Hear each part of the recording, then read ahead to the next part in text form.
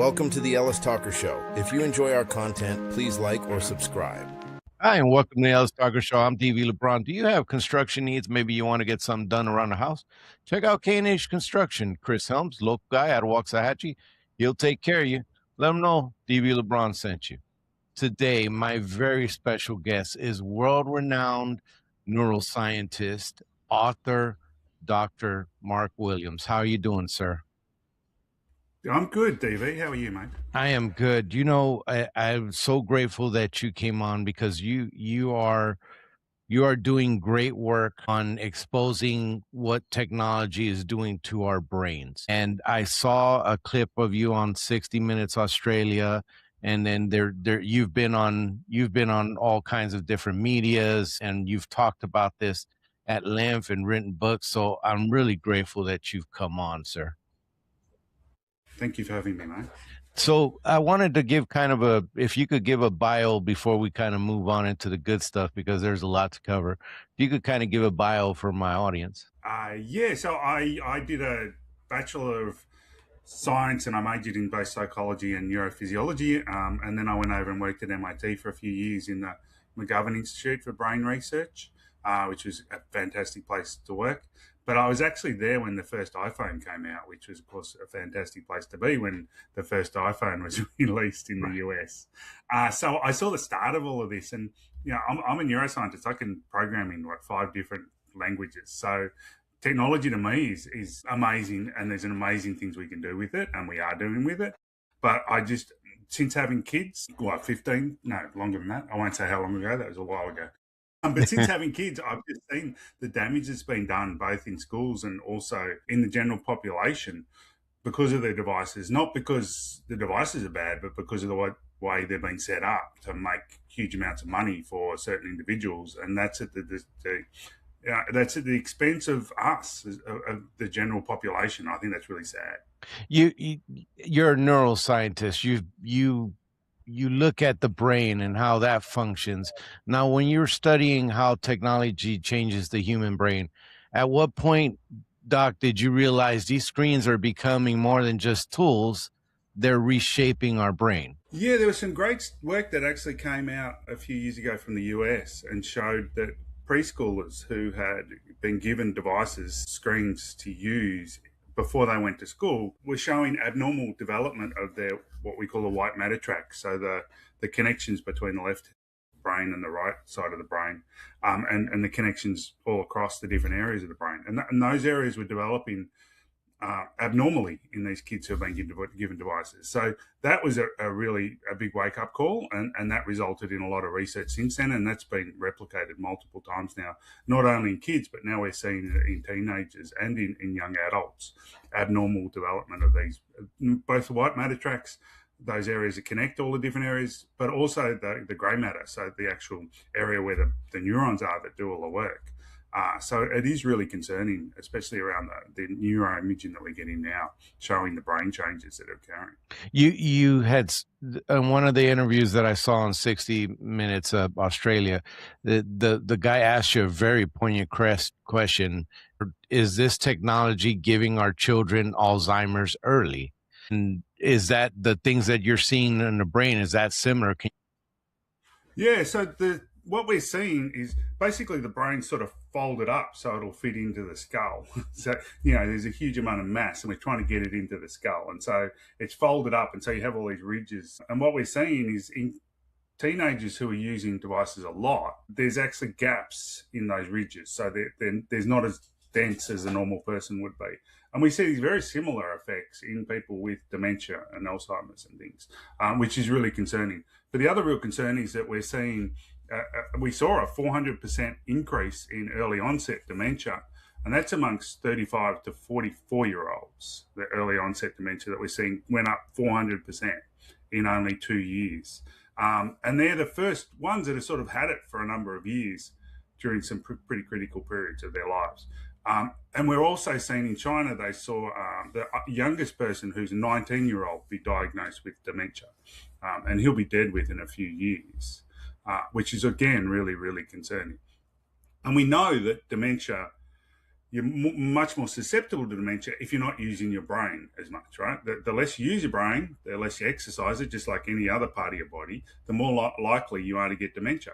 And when we're on devices, we're not using our brain as we should be. And so therefore, we are more likely to get things like dementia and those things.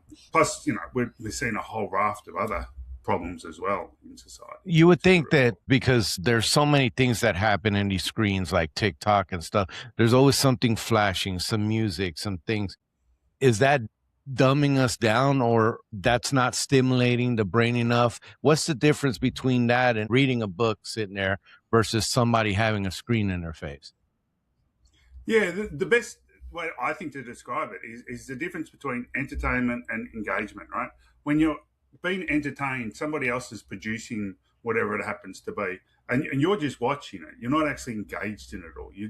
It's just washing over you. And that's what's happening when you're on a device. When you're engaged in something like reading a book, it takes effort, and that effort actually stimulates areas of the brain and gets us attending to what's actually happening. It gets our working memory, which is really important for retaining information and getting us critical thinkers and all these sorts of things active as well. So when you're reading a book, a whole bunch of other areas in your brain are active. When you're just viewing something on TikTok or whatever, you're being attracted to it, but you're not actually engaging. You're just being entertained by it, which means that you're not actually using all these really important areas of your brain.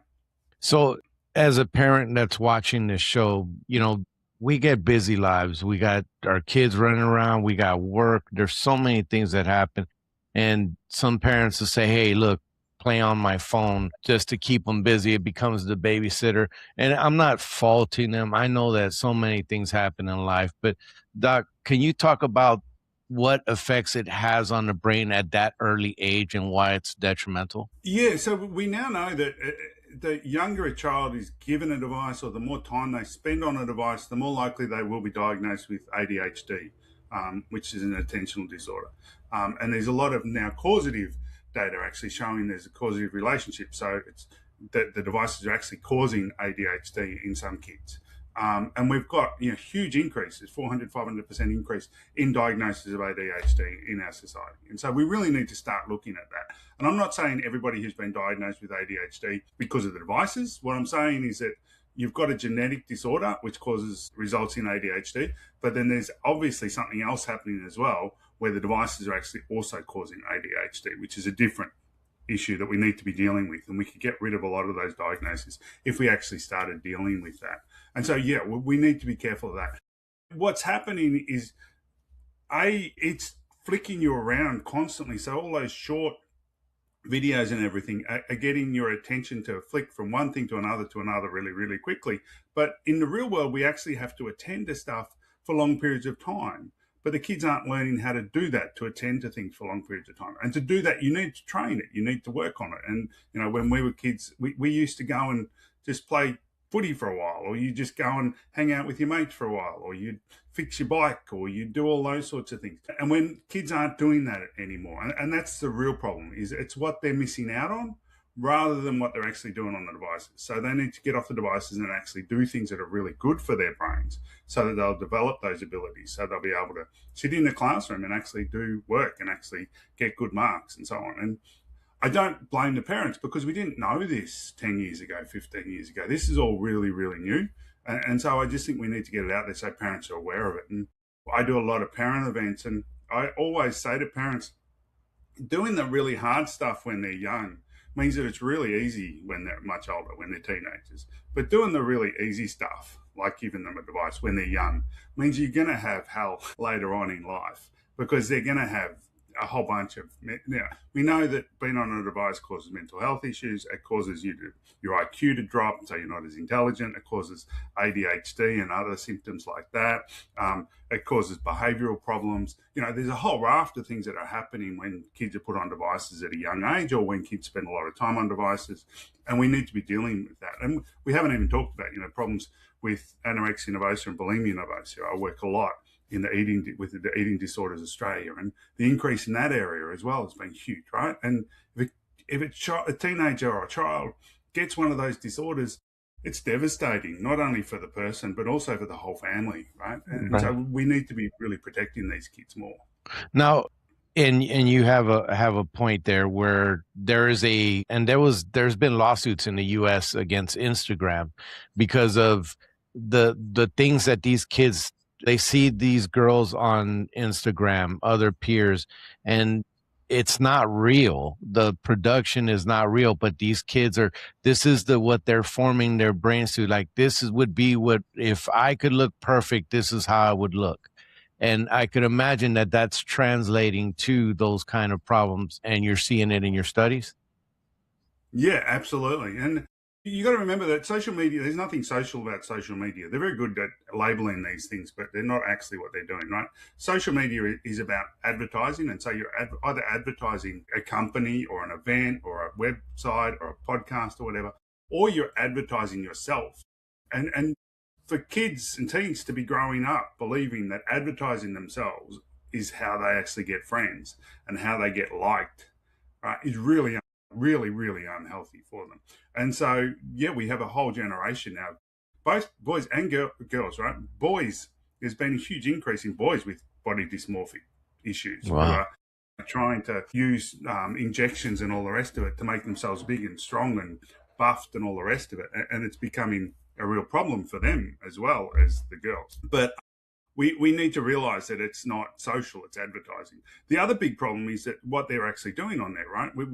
I was reading the other day that if a girl on TikTok deletes a picture of herself, within 500 milliseconds, she'll start getting advertising from cosmetics companies because they know that she's feeling bad about herself. And so they'll start advertising cosmetics to her to actually get her to buy cosmetics to make her feel worse about herself so that she'll actually buy things to cover things up and all the rest of it.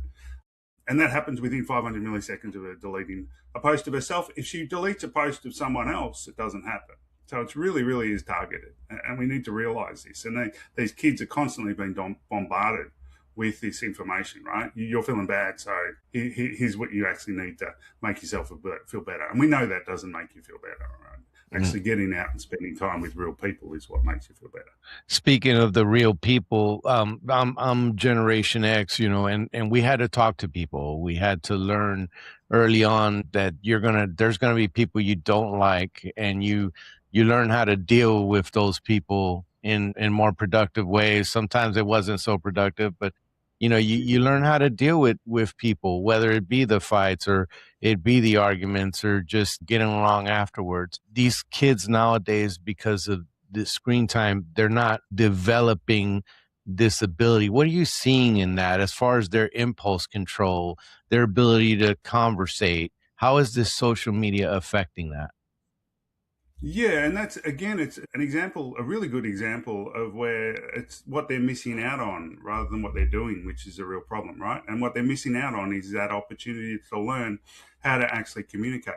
And what's really sad is, like, we as a species, we didn't evolve to be the alpha species on this planet because of the fact that we're the fastest, right? Because we're not the fastest and we're not the strongest and we don't have the largest brain and we don't have the most complex brain of any species on this planet Earth. We actually got to this level where we are now because of our ability to socialize, because we actually formed big groups and actually helped each other and protected each other and did all those things, right? And that's what our brain's actually wired for. We have these big frontal lobes to enable us to actually do that, to socialize, to spend time with each other, to empathize.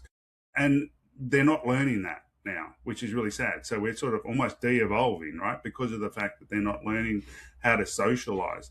And it's so, so important for us. And it's really complicated and it's something you need to learn. And we learn it as a kid and as a teenager by going out there and, as you said, by actually doing it, right? And sometimes, the other child will take their toy and walk away and you realize, oh, I shouldn't have done that, I won't do that again next time. Mhm. Or you walk away because you didn't like what they did and you realize what your boundaries are and what their boundaries are and what you're willing to put up with and what they're willing to put up with and how to negotiate and how to do all those really important things, which are really important for us when we get to work, right? Because we've got to do all those things when we get to work. We're not isolated when we're at work. We're actually with other people and we need to learn how to do those really important things as well. Plus, when you're on a device, you miss out on a whole bunch of neurotransmitters, so a whole bunch of chemicals in your brain. So when you're on a device, you get dopamine, and dopamine in the media, it's often talked about as though dopamine makes you happy, but it actually doesn't. It's got nothing to do with happiness or joy or anything like that. When dopamine's released, what it does is it makes us actually search for more of what we just had, right? And so when you see a cat video, dopamine's released and says you want more of that, and then you see another cat video, you want more of that, and so you keep searching and searching and searching, and that's why it makes us addicted to things, because we just keep looking for the same thing over and over again.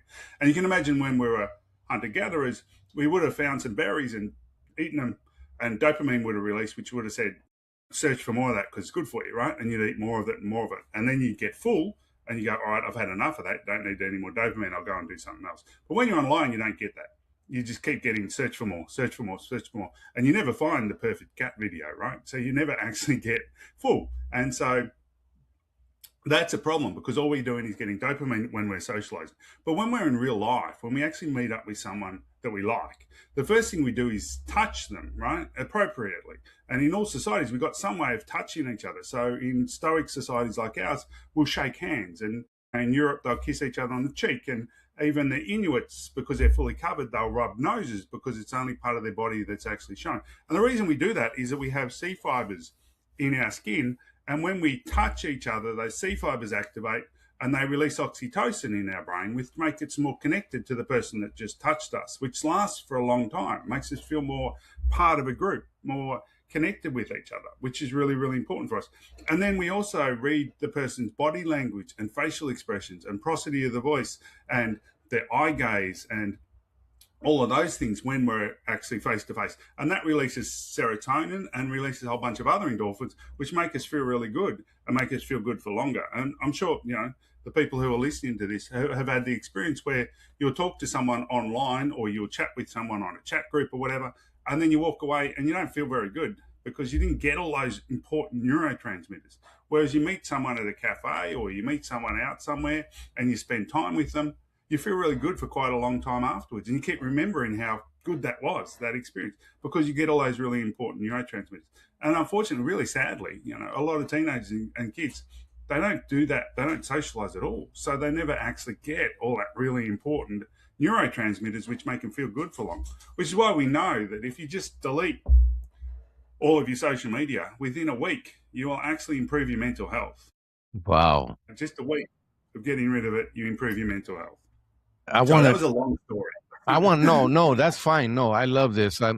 I'm getting some great information. So by all means, go on in these stories. But when it comes to these companies that like Instagram and TikTok and others and Facebook, are they trying to create addicts? And have you seen, does it hit the same parts of the brain as addiction? Like if you were shooting up a drug? Yeah. So what we're seeing is that the addiction is addiction, right? It doesn't matter what you're actually addicted to. And you can be addicted to food, right? You can be addicted to anything. And what we're seeing in these kids and adults and everybody, right, who gets addicted to either device or gets addicted to the apps or gets addicted to gambling or gets addicted, because there's online gambling now, or online gaming and all these, and online pornography, all these things, we're seeing addiction occurring.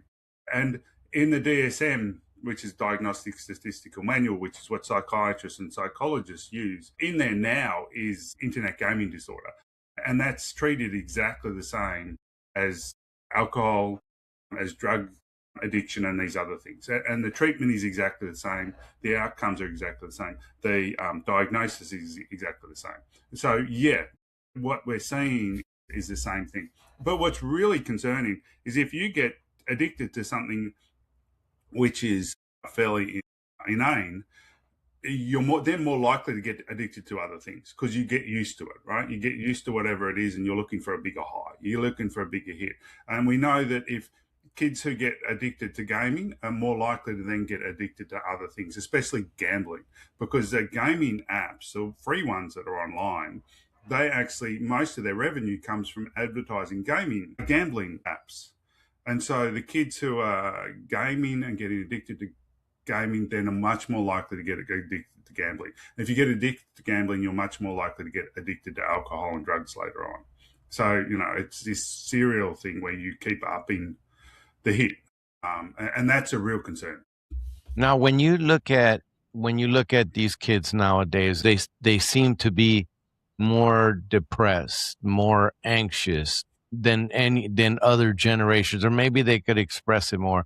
There's all kinds of things that people can say, but what have you seen your studies show between the connection between this online media, these social media, and this anxiety, this rise in anxiety and depression? Yeah, it's very clear now. They're originally, 10 years ago, we were seeing some of the data, and there was lots of controversy as to whether it was correlate. Well, the data was correlational, and so therefore we couldn't actually show causation. And there was lots of people arguing other reasons for it. There's the food, or there's the water they were drinking, or lots and lots of reasons for this big increase in anxiety and depression amongst teenagers, but also in society more generally. But now there's literally thousands of studies that have come out now showing correlational, but also causational studies showing that the more you're on a device, the more time you spend on social media, the more time you spend gambling, the more time you spend on internet pornography, all these things, the more likely you are to be depressed and be anxious. And when you get off those things, when you stop using them, it goes away.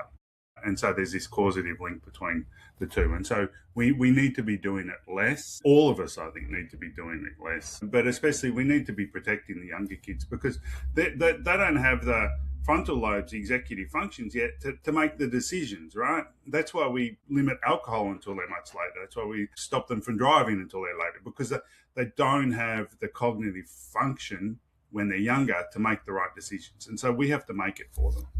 And that social media stuff, it impairs those things. From what I've seen, it impairs those abilities. And the other thing that you see now is that, and this was the cool thing about when the internet came out, and I'm old enough to remember life before the internet. And the cool thing was that you could talk to somebody. It was real basic, back in the day. You had an AOL chat, and you to talk to somebody clear across the country, and you would say things like, how is the weather there? It was very basic conversation. But what I got out of it as growing up through it was looking at it was, wow, we are so disconnected us more than ever before in the history of man. We are more connected to each other at any point in history. Yet these kids are, I mean, it's noticeably disconnected in so many ways, in their friendships and their ways to communicate. You get them, sometimes you'll see posts online where, hey, is there anybody willing to hang out? And they've got no real friends. And so tell me, did social media really unite the world, or did it get us more distant? No, it got us more distant. And there's, again, multiple reasons for that. One is because we're not actually going out and spending time with people, right? And friends are people who are there when you need them, right? They're people who, you have a bad day and they'll come and have a coffee with you. They're people you can call up when, something's not working. They're people that you can actually spend real time with face to face. And so we know that the more friends you have on social media, the less friends you have in real life, which is really sad. And we need friends in real life. And so that's caused a big problem. But the other big problem is that the online world that we're all spend so much time in isn't real, right? There's nothing real about it. Nobody puts up on social media real stuff. They curate it and they put up there what they think people want to actually see. And most of it's fake. And these days it's even more of it's fake because people are generating fake stuff to put on there. But even before that, people never put up when they, when their kid spilled stuff all over themselves, or, when their kid was, being an absolute rat bag and wouldn't go to sleep. People only put up the really nice stuff. And so we have this view of the world that everybody's got these perfect worlds, and then you're living in your world going, oh, this is not fair. Like, my world's awful and everybody else's world is absolutely perfect. And that's not true. So we're less connected because we don't see what people are really living like. Whereas if you see someone in real life, you see the good, the bad, and the ugly, right? Which is really important for us, because then we go, oh yeah, my life's like that too. So we can connect on that level, but we can't connect on that level online because it's fake. It's not real.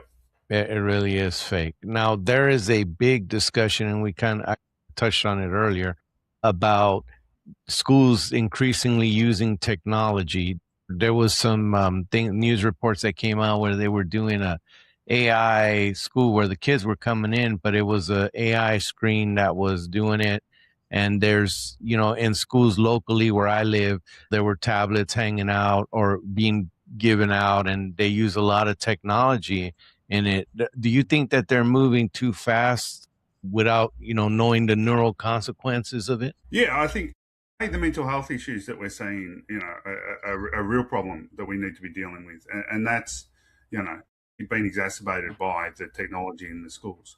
But also, you need to connect with your teacher to actually learn from your teacher, because frontal lobes, which are huge, have evolved to enable us to learn really easily from people we trust. And so if you trust someone, if you trust your teacher, you like your teacher, then you'll learn from them really easily. But if you've got a screen in between you and your teacher standing up in the front of the class, then you're going to attend to your screen. You're not going to attend to them. So you're not actually going to have a relationship with them. So you're not going to learn from them very well. And we also know that you learn about 25 to 30% less when you read something on a screen than if you read it in paper. So reading in paper actually results in better learning. And we know that if you handwrite your notes, you remember the information again about 25 to 35% better than if you actually type the notes. And we know that kids who learn how to type rather than learn how to write actually have poorer reading comprehension. And we're not sure why that is, but they do end up having poorer reading comprehension. And of course, reading comprehension is really probably one of the most important things for success later on. So, there's a whole bunch of reasons. And we also know this, the countries like the US and here in Australia as well, that have adopted these technologies and put them in schools, their scores internationally have dropped significantly, both in literacy, in mathematics, and in science, and continue to drop because of that. And there's a whole bunch of countries that have actually started adopting the technology and seeing themselves dropping when it comes to the results in those areas. And so they've taken out the screens and put the old textbooks back into the schools and shown them gone back up again. So there's some really good evidence that this is really detrimental. And if you look at the top countries when it comes to outcomes in high school, they've all got very little technology, if any at all. And so, yeah, we've been duped. We really have. We need to realize we've been duped, right? I have not seen an educational app that actually shows improvements in learning. I'm sorry, go ahead. That's right. From a neuroscientist standpoint, if you could snap your fingers tomorrow, would you remove technology from schools? Should they, not all technology, but what would be smart technology? What would be the smart way of doing this if you had to use technology in the classroom? Yeah, so I would have the teacher should have access to technology, because of course they can put their classes on there and they can do all that, and that's fine, right? So teachers should have access to technology. I'm not saying get rid of it from the teachers, but the students in 95% of the cases should not have technology in the classroom. What we should have is, like we used to have, science room, a room where all the technology is, where the students can actually go and use it when they actually need to use it. But there's only one or two classes where the student would actually need to use it, and that's if they were doing something around technology, if they were but there's no reason to have technology in an English class or in a maths class or in a science class or a history class, right? Because those classes, you get a textbook and you read the textbook and you'll remember the information better and you take notes from the textbook, and you don't get increases in cortisol, which we get when we're using devices. And so that would be my ideal. But if you look, there's the Waldorf schools in the Silicon Valley, right, where huge numbers of the tech billionaires send their kids, where they have no technology, right, because they know that they learn better when they don't have technology, and they're more innovative and creative when they don't have technology, and they learn all the important skills such as communicating with each other and collaborating with each other and being a leader, which involves communication and collaboration. And they learn, the number one indicator of how successful someone will be is how good they can read, right? And so, and learning how to read, you need a book. And you need to actually read the book, not be on a device watching TikTok videos or watching YouTube videos. So I would get rid of them and just have one technology lab, if you like, where the students can go on those rare occasions when they actually need to use them. When is it kind of moving into the parents front, because I wanted to have you on to kind of communicate to the parents that watch this. What age? Because there's a lot of people who say, "Well, my kid needs a phone because of this, because of that." What age would you say is there an appropriate age for a kid to have a cell phone and have these screens? Yeah, it's a great question. And it's a really hard one to answer because it really depends on the situation that you're in. I have two teenagers, and we gave them access to a smartphone when they went to high school because they both travel quite a way to high school, and they're both into a lot of extracurricular. They do sport and all those sorts of things, and so they were going to their training or they're going to the sporting event and then coming back on the bus. And my daughter also works in a Chinese restaurant, so working late and then coming home, and so we wanted her to be able to contact us. But I think one thing that we get wrong as parents is when we give them access to a phone, we say, I bought you a phone and here it is in your phone, right? But you don't have to do that, right? You can say, I'm giving you access to a phone, here it is, but it's still under my control, right? Right. It's not yours. It's not yours to use whenever you want. It's for you to use when you actually need to use it. And so when you're at home, you don't need to use it because you're at home, you're safe. So it goes away and it gets plugged in somewhere in a general area. It never goes into the bedroom, it never goes into the bathroom because those are the two really, really scary areas, right? Those are the areas where really bad stuff happens. So never goes in the bathroom, never goes into a bedroom, and it gets plugged in a common area. And all the phones get plugged into that area. But yeah, I think the mistake a lot of parents do is, here's a phone for your birthday and it's yours. And then they allow them to control it. And it shouldn't be that way. It should be that the parents control it and it's given to them as for safety when they're actually traveling, all those sorts of things.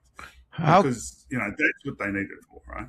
Right. Now, how can a parent know that their child may already be getting neurologically overstimulated with these screens? Yeah, that's another good question. So my son's obsessed with basketball and loves basketball, and he also has the Y2K game on Nintendo that he loves playing, right? Which is a basketball game that he loves playing with all of the things.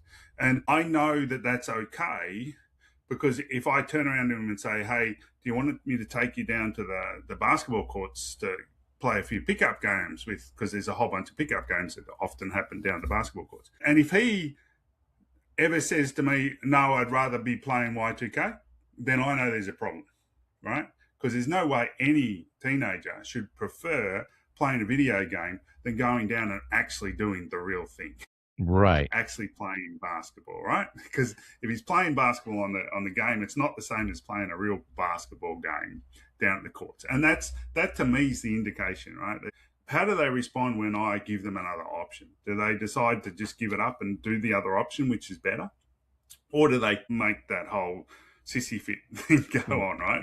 Lose their shit because you've told them that they've got to get off the device. And I think that's a great indication. That is a major thing. I mean, I've heard of that, and I actually experienced that with my kids when you took the video games. Heck, my mom experienced it with me when we had Nintendo in the 80s.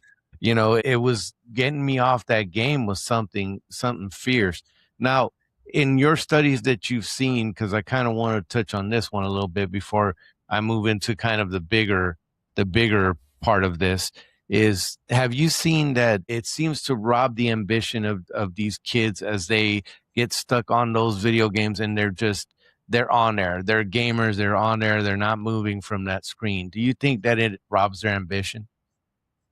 Yeah, I think ambition comes from hope, right? Hope is about, I hope I'm going to be a blah, right? I hope I'm going to go on and be successful. I hope that, I'm going to be able to play basketball better next week. I hope that whatever. But you need hope, right? You need to have that vision. You need to, what it is that you actually want to be. And if you're just addicted to, if all you're thinking about all the time is the next cat video or the next Instagram reel or the next game on a gaming app or the next whatever, then you're never thinking about who I want to be, who I want to become. You never have hope, right? And hope is so important for us as humans. We need to have hope because that's what drives us forward and that's what gives us ambition. And if you're having time to contemplate that, then you're not going to have it. You're not going to, and that's what they need to do. And that's what we all need to be doing, right? Is just having time to contemplate, having time to be bored. Boredom's awesome, right? Because boredom makes you go, oh, I'm bored. What am I going to do? And you come up with innovative and creative things to do. I mean, I'm sure you were the same. When I was a kid, if I said, I would never say to my parents, I'm bored, right? Because No, straight that was away, the worst thing. mow Yeah. the lawn, right? They will Yes. give you things to do. Yeah. Yet now, kids say, I'm bored, and parents hand them a phone or they hand them whatever, right? And that's just nuts, right? It's You've got to, if they are bored, give them something to do, which is going to be beneficial to you. Yeah. And otherwise, they're going to find things to do. And most of that time, it'll be, like, fun things. Pull your bike apart and put it back together or whatever, do something. That's what we did before there was no YouTube or nothing. You pulled your BMX out and you worked on it as best you could, trying to put it together. And you learn those things by doing and not just watching. But what did you like in the next 10 years? What worries you because you've dedicated your life to this. What worries you the most that gets you wanting to talk to people about the troubles that are coming with this social media and this screen time? Yeah, my biggest concern is the evidence now suggests that the next generation will be dumber, will have less cognitive capacity, or be dumber than their parents. And that's the first time that's ever happened in our history, right? Is that the next generation is going to be dumber than us. And that really concerns me. And that's really, really scary because they're the ones that are going to have to take over, right? They're going to have to look after us when we're old. And they're going to have to rule, right? They're going to have to be the next president. They're going to have to be the next what? And we need good people in those positions. We need smart people in those positions. And that's not, I don't see that happening at the moment. And that's really sad. The other thing is that there is a lot of people now are talking about the fact that those who have good attentional capacity, those who are able to attend to things for long periods of times, are going to be the most successful in the future. And those are the people who are being kept off the devices. So we're going to have a real divide between the people who got addicted and spent a lot of time on devices and those that didn't have a lot of time on devices and are very, very successful. And at the moment, a lot of those seem to be the people who in the tech industry who know that it's really harmful for you and stop their kids from using it. And then everybody else is going to be screwed. And that really worried me. Do you think that, how now, or, a few years back, there was these big lawsuits on, Marlboro because of the Marlboro Man and cigarettes and their use, and there was big settlements about that. Do you think that one day they're going to look back at, these tech companies, these social medias, and come to the same thing? Yeah, absolutely. I think that's where we're headed now, especially, the recent court case in the US. I know there's other court cases coming up here in Australia and in the UK and so on. So, yeah, I think that's what's going to happen. I see it very similar to smoking, right? When I was a kid, everybody smoked. I started smoking when I was like 12. Me too. And everybody around me smoked. Grew up in a small country town. Everybody smoked. And then they started suing them and did all those sorts of things and stopped. And now hardly anyone smokes around here anyway. Right. And you go to a lot of places and they don't smoke. Always smoking restaurants and all those sorts of things. So, yeah, I definitely see it going that way. But again, a lot of people are going to be harmed before that happens. A lot of people were harmed by the cigarettes and ended up with emphysema and all these sorts of things as a result of it. And I think a lot of people are going to be harmed by this. And there already are. The number of teenagers and even kids who have suicided as a result of what's been happening online and all these things is just horrendous. And so, the quicker we can turn this around, the better, I think. Do you think that these technology companies are conducting a big experiment on our kids? I mean, because I'm sure they have the resources to know things about the brains like you've studied. Do you think that they're willfully doing this? Yeah, absolutely. And there's evidence for that, right? They know what's actually happening and they're not changing it. I think it was Trent Harris who worked for Facebook who was talking about when he was there. I'm pretty sure it was Trent Harris who said he programmed a thing into Facebook when it was pretty new, which you could press a button and it would send out a message to all your friends on Facebook saying, I'm in New York this week. Does anyone want to catch up or whatever? And so people could actually get connected, right? Be social. And straight away, the executives there said no and deleted it and said no, because if people press that button, then they'll actually won't be on Facebook, and they'll actually be hanging out in real life. And we don't want that. We don't want them social. We want them on Facebook. And so, and that was that was really early on in the whole Facebook thing. And yeah, there's huge amount of evidence now, I think, from all of the investigations and stuff that have gone on. And I know there's been multiple government inquiries in the US that have, interviewed and gone through the data and so on, and shown that they knew what that they were doing, and they continue to know what they're doing. But they make too much money, right? They make huge amounts of money, and then they get these $200 million fine or whatever, and that's not going to hurt them. Right. That it isn't. Now, when you look at, there's a term now that's out there, and it's called doom scrolling. Can you talk about how that affects you scientifically, what that does to your brain when you're doing that doom scrolling, constantly doom scrolling? And I'm sure you've seen what that does with your sleep patterns and how your brain functions with sleep. Can you kind of just touch on that? Yeah, so doom scrolling is just, again, it's this, you're getting dopamine, which again isn't making you happy. It's just telling you, look for more of that. And so you look for more of it. And so you end up just doom scrolling, just going through things. And because it's constantly changing, your brain's flicking from one thing to another, to another, to another. And so it's releasing cortisol, which is the stress hormone, because that's not the way the world works, right? The world's slow, and you usually look at one thing for a long period of time, not really short periods of time. So your brain's constantly in this stress. It's stressed because things are changing so quickly, which is not good for our brains, but it's also stressed because it's constantly getting dopamine, which is telling it to do more of it. Plus, the screens give off what we call blue light, and the blue light activates areas of your brain which also make you anxious and stressed. And we get more cortisol, which also makes you anxious and stressed. And so all of those things then impact our sleep. So then we can't get to sleep at night when we're trying to get to sleep at night. So I always recommend to people, don't be on a device for at least an hour before you go to bed, right? Read a book, or just talk to your family or your loved ones, or whatever. Do something else an hour before you go to sleep to get rid of all of that out of your system, so then you can actually go to sleep straight away. And sleep is so important for us, because during sleep you go through multiple different stages, but one of the stages is your whole brain sort of washes out all of the toxins in your brain from that day. And we know that people who don't sleep well actually, again, are much more likely to get Alzheimer's and other dementias later on in life, because they're not washing out all those toxins regularly. And you need to be washing out all those toxins regularly. But in younger kids and in teenagers, they actually basically learn how to be more social when they're actually sleeping, because you go through scenarios, your brain sort of tries to work out what you did that day and how you can do things better the next day. And so if you're sleeping for long periods of time, you actually get smarter, right? Because you're going through all those scenarios and working out how to do things better. And so kids need to be sleeping. Yeah, I mean, young kids, preschool kids need to be sleeping 10 to 11 hours a day, right? Your high school kids need to be sleeping 9 to 10 hours a day. And we need to be sleeping somewhere between 6 and 8 hours a day. Wow.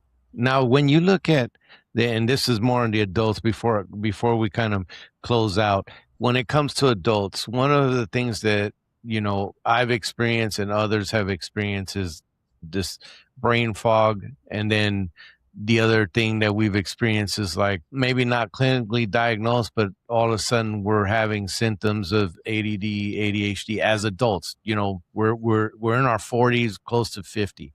And we're starting to develop these things and these brain fogs. Can you kind of tell me what's happening with the brain there with us that are a little bit older, that have gotten into all this screen time? Yeah, we now know that our brains are basically plastic, right? They're constantly changing, and it's based on this use it or lose it paradigm. So that when you're using it, it gets stronger, and when you're not using it, it gets dumber, right? It starts atrophying. And we've known that. Some of the first studies to actually show that were in nursing homes, because in nursing homes, we used to put people in nursing homes and we'd put them in front of a TV and we'd feed them. They wouldn't do much, right? And they'd die prematurely, and they get Alzheimer's and these diseases prematurely. And then we realized that you had to constantly work their brains. You had to exercise their brains. And so then we started, organizing, we give them menus and they could choose what they actually wanted to eat. And we'd have people go in there and entertain them and teach them, how to do things and play musical instruments and all sorts of fun stuff. And we found that when you do that, people live about 10 to 15 years longer, and they're much less likely to get Alzheimer's and all those sorts of things. So you need to be using your brain, and it gets stronger. And if you don't use it, it slowly atrophies. And we know your brain today will be different than it was yesterday. And again, tonight when you're sleeping, it'll change again. It'll be different tomorrow. And so if you're doing stuff which activates your brain and exercises it, then it gets stronger and you get better at it. If you don't, which is what happens when you're online, right, then it slowly atrophies, and that's actually what's happening. And so we can turn that around by getting off the devices and getting out into the real world if we want to, or we stay on the devices, and that's going to continue, and then you're going to be more likely to get those diseases. We're adults and we make those choices. What's scary is on, the kid side.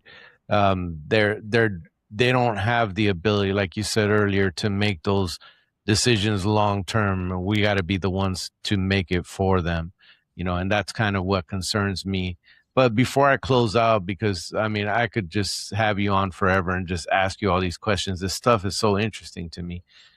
You wrote 2 books. You've written several books, but the 2 that came up were the Screen Smart Children and the Connected Species. Can you talk about both of them and, how people can get those books? Yeah, so the Connected Species was my first main book for the general public. And it talks about the fact that we are the connected species, right? We evolved to connect, and how important connection is, and how important that is for us, and how we're being pulled apart now because of the manipulation that's happening in society, and that we've got to come back together and actually collaborate with each other again. We've actually got to reconnect with each other, because that's really important. And this is, our brains actually haven't changed in the last 35,000 years. We've got the same brains as we had 35,000 years ago when we were hunter-gatherers, and we were hanging out with each other and spending a long time with each other, only working about 4 hours a day.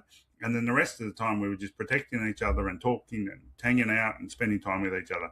And it's only been the last couple of thousand years that we've created this society where we're competing with each other constantly. And that's not natural. That's not the way we've actually designed. We're designed to actually be empathic and to want to spend time with each other and to want to actually help each other. And so we need to get back to that and start realizing that's important.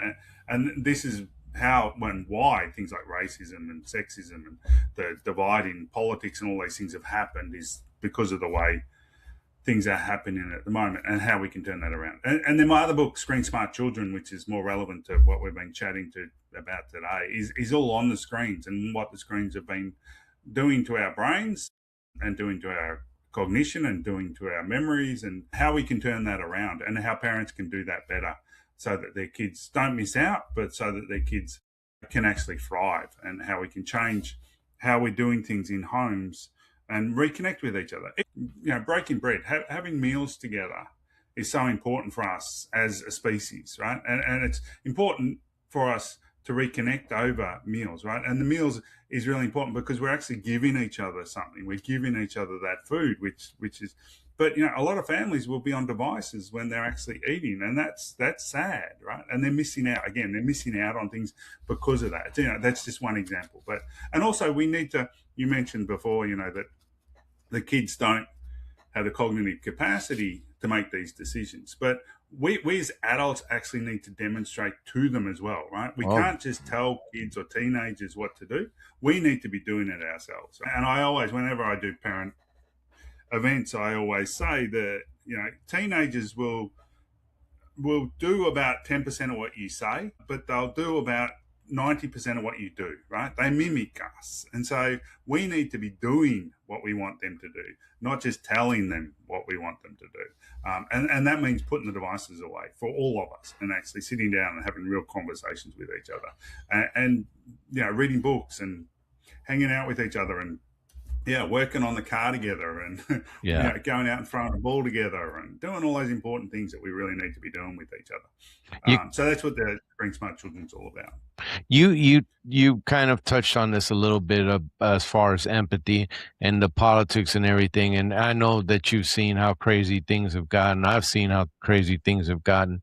And what I've come up with, again, just me, regular, working Joe, is that we've become characters. We're not actual people. We're not real. We're somebody on a screen. So then it's okay to, I guess, hate that person on the screen, or them dying doesn't mean anything to you because it's just a screen thing. Do you think that desensitize, is that happening in the brain? Does desensitize the lack of connection, creating this empathy-less world? Yeah, absolutely. It's because, as I talked about before, when you're on a screen, you're just getting dopamine. You're not getting all those other really important chemicals being released in your brain. Whereas when you're face to face with someone, you're getting all those other really important chemicals, which make you more connected and make you empathize and make you actually want to spend time with that person.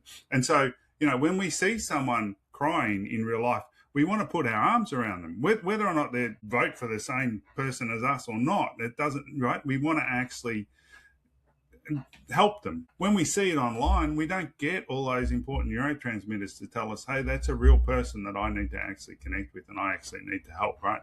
And so we're losing that ability, and that's really, really sad. Last question before I close out. Would you say that screens are making us more violent? We know that people who watch internet pornography regularly are more likely to be violent towards women, and there's huge amount of research showing that. I think they're making us less empathic, which means that we don't respond in the same way as we normally would to people, which means that we don't feel sorry for them, right? And if you don't feel sorry for someone, then you're more likely to allow that violence to happen. I haven't seen evidence that we're actually becoming more violent, but I think there is evidence that we're becoming more willing to accept violence, to just ignore it than Wow. we have in the past. And that's That is sad. Doc, again, I am so grateful you came on and gave me your time. I mean, and I'm sorry that I held you a little longer than I normally go. This is just such an important topic, and you're doing such great work. I've told you on the email, I love having people on the show that are making humanity better, that have dedicated their lives to doing that. And you are doing that. That is what you've done your life's work on, making humanity better. So, thank you. Thank you so much for doing that with your life. Can you stick around after show real quick? Yeah, no worries. Thank you,